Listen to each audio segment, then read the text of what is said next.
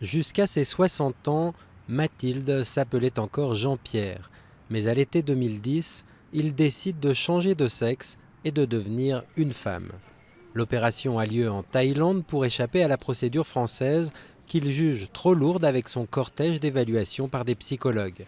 La future Mathilde préfère s'en tenir à son intime conviction. Si vous prenez tous les héros masculins, dans le style James Bond, etc., quand on menace ces héros de la pire des tortures, qu'est-ce qu'on leur dit?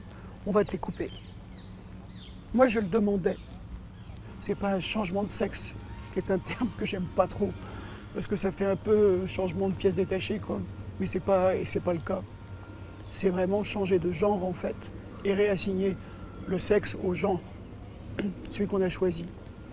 Arrière-petit-fils de l'écrivain Alphonse Daudet, élevé dans un strict catholicisme, Jean-Pierre aura 4 enfants avec 2 femmes. Grand coureur de jupons, il devient photographe puis reporter de guerre. Ses collègues le surnomment alors Rambo, tant il en rajoute dans l'hyper-virilité.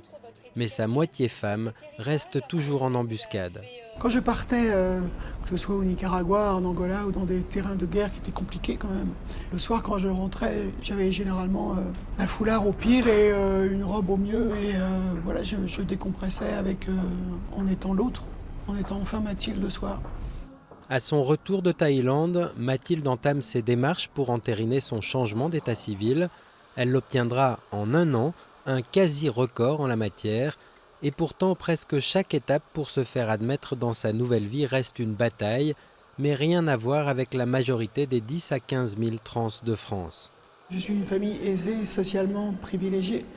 Mais quand vous êtes d'une famille d'origine très modeste, que vous parlez mal le français par exemple, et vous n'avez pas d'autre choix parce qu'il faut que vous payiez aussi votre opération, parce que c'est pas gratuit tout ça. Et donc vous avez besoin de gagner de l'argent. Vous avez besoin de gagner de l'argent aussi pour vous suivre votre traitement hormonal. Vous avez besoin d'argent pour vous loger, etc. Et donc la plupart de ces femmes sont réduites à la prostitution. Pour tous ces trans marginalisés, le parcours judiciaire pour prouver leur réassignation sexuelle reste encore très difficile.